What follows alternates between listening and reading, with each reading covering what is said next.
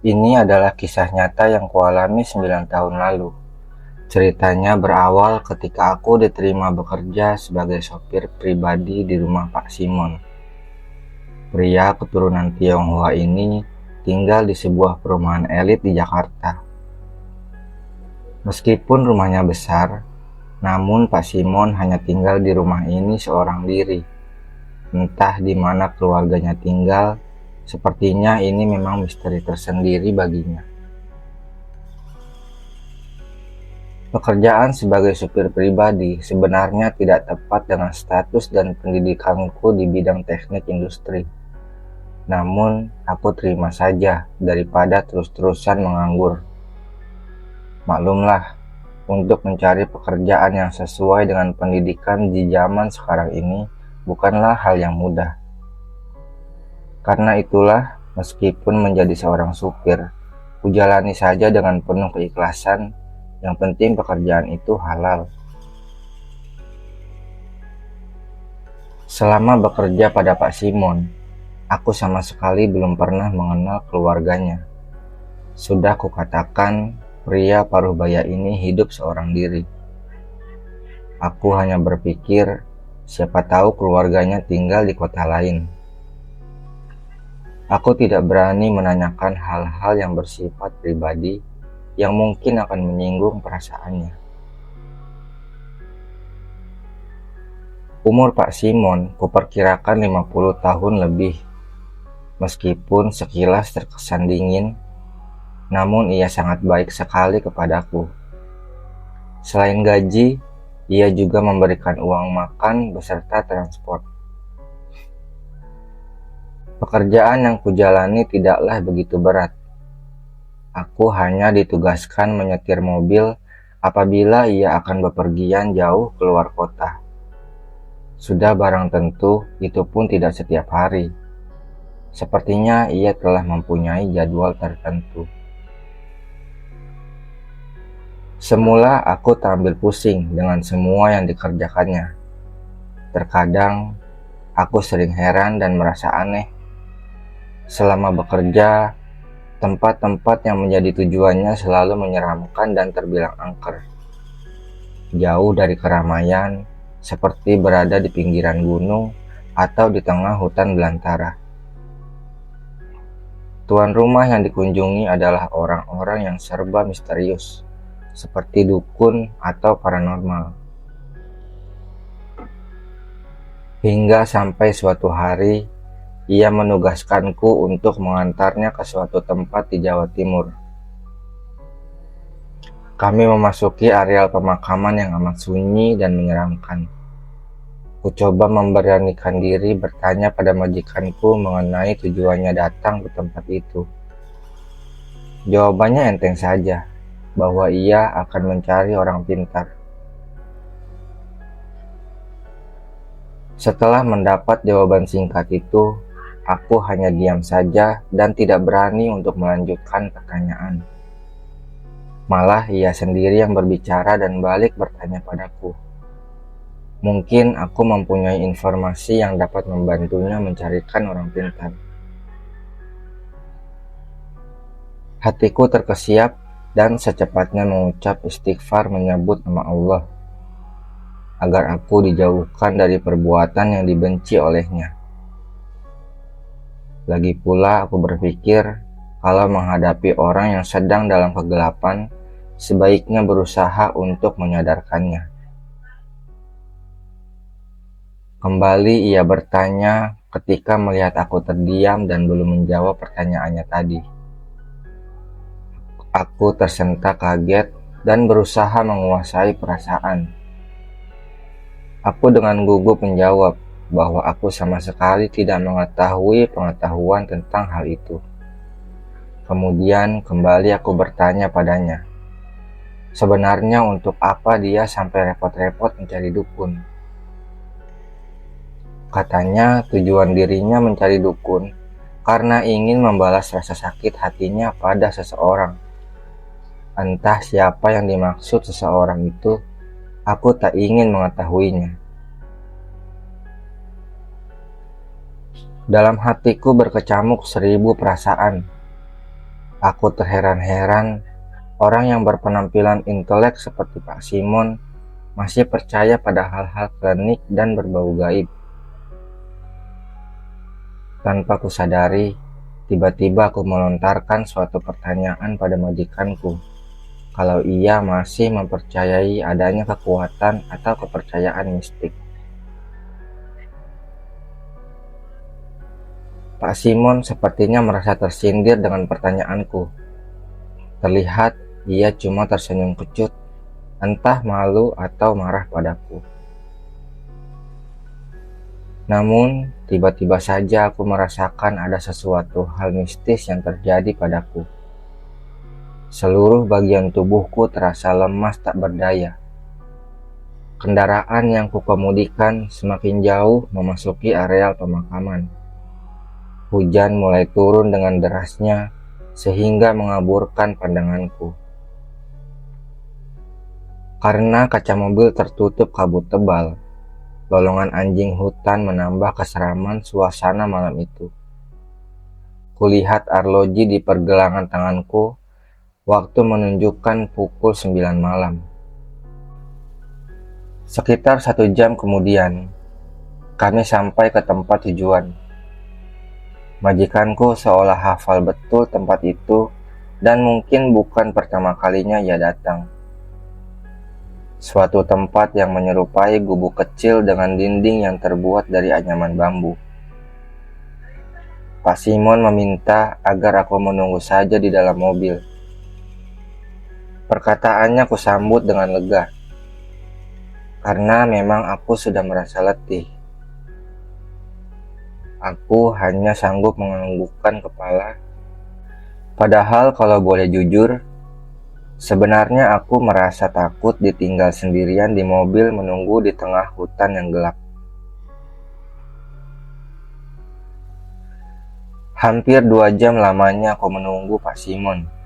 Untuk menghilangkan kejenuhan, aku mencoba memejamkan mata, tetapi amat sangat sulit. Terkadang aku malah tersiksa dengan bayangan menakutkan yang seolah-olah siap menyergapku.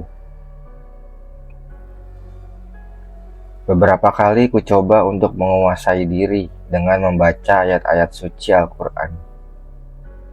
Dan alhamdulillah, akhirnya perasaanku menjadi tenang dan menyerahkan segalanya pada Allah.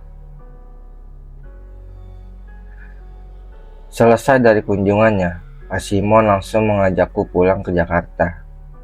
Walaupun tubuh terasa remuk redam, kupaksakan juga menuruti keinginannya. Sampai di Jakarta kira-kira menjelang sore. Aku minta izin pada majikanku untuk menumpang tiduran sebentar di rumahnya karena aku terlalu letih dan mengantuk. Dan Pak Simon tidak menolaknya. Aneh sekali.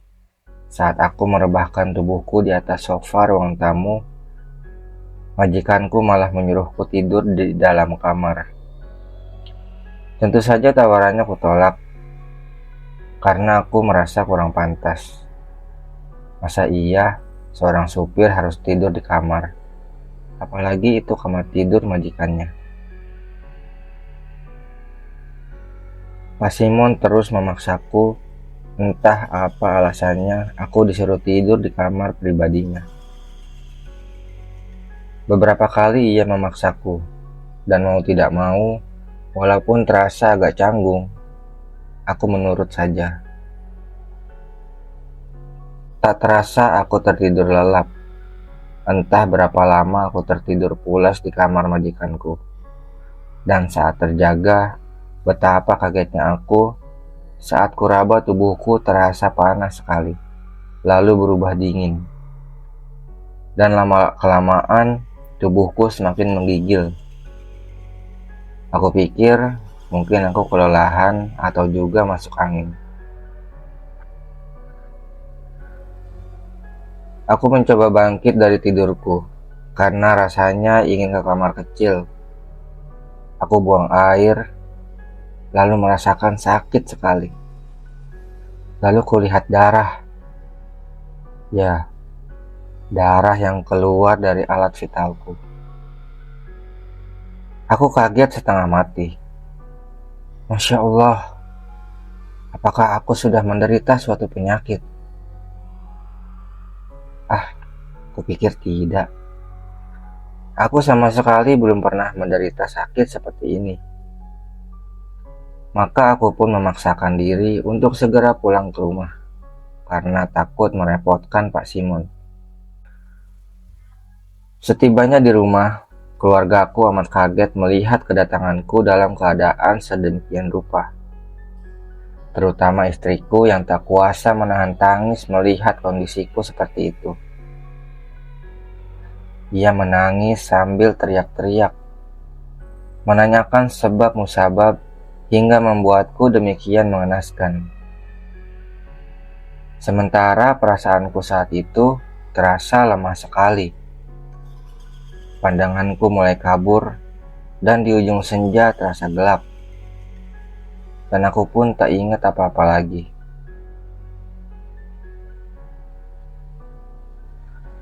Perlahan-lahan aku membuka mata. Aku mulai sadar ketika aku dikerumuni semua keluargaku. Keningku terasa dingin terkena kompresan air. Seorang lelaki setengah tua mengusap-usap kepalaku sambil membacakan sesuatu. Sayup-sayup ku dengar seorang wanita memanggil namaku. Mas Herdin, istighfar mas. Sebut namanya mas. Katanya seraya mengguncang-guncang tubuhku. Ternyata suara itu adalah suara istriku Fitri. Saat kesadaranku benar-benar pulih, aku mencoba bertanya padanya. Ada apa ini? Kenapa orang-orang pada kumpul di sini?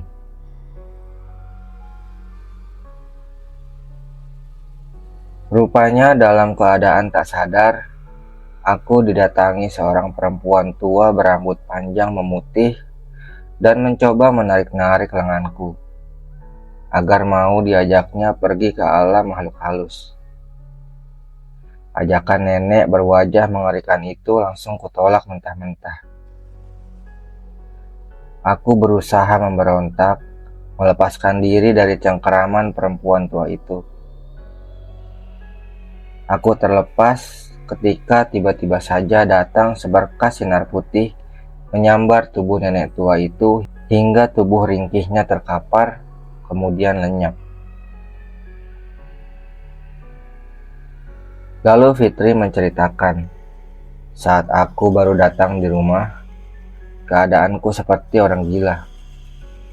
Mulutku terus meracau tak menentu, serta berguling-guling di tanah tanpa mengenakan pakaian, sehingga keringat dingin bercucuran di sekujur tubuhku.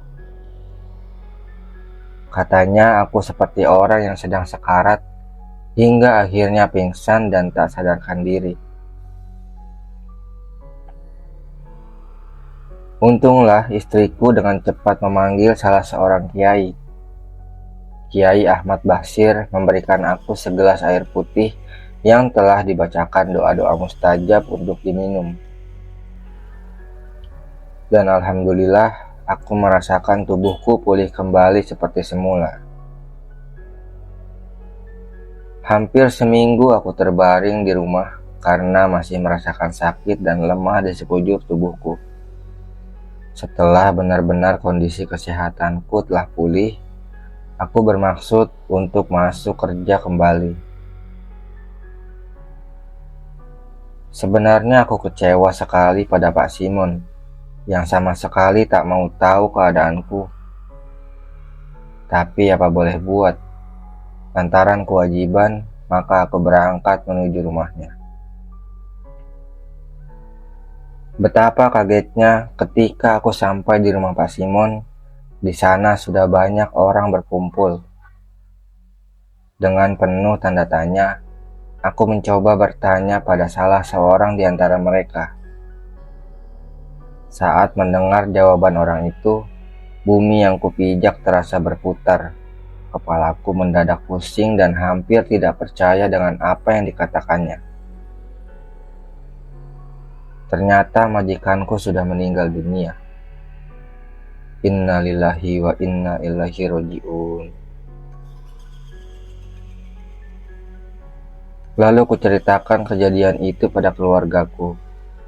Kebetulan Kiai Ahmad Bashir yang menyembuhkan diriku masih berada di rumahku. Ia hanya tersenyum arif sambil berucap, Inna lillahi wa inna ilaihi roji'un. Aku juga pernah mengalami peristiwa sepertimu, nak. Seluruh bagian tubuhku terasa lemas tak berdaya. Kamu beruntung, nak Herdin. Bukan kamu yang meninggal. Sebenarnya kamulah yang dituju untuk dijadikan tumbal. Peristiwa seperti ini biasa disebut dengan senjata makan tuan namanya, kata Kiai Ahmad Bashir dengan suara lembut penuh wibawa. Aku juga mendengar kabar bahwa almarhum Pak Simon meninggal dunia akibat menjadi tumbal makhluk halus yang bersekutu dengannya. Pak Simon seorang manusia yang selalu mencari kekayaan dengan jalan sesat. Wallahu alam. Pantas saja satu persatu keluarganya mati akibat menjadi tumbal kekayaannya.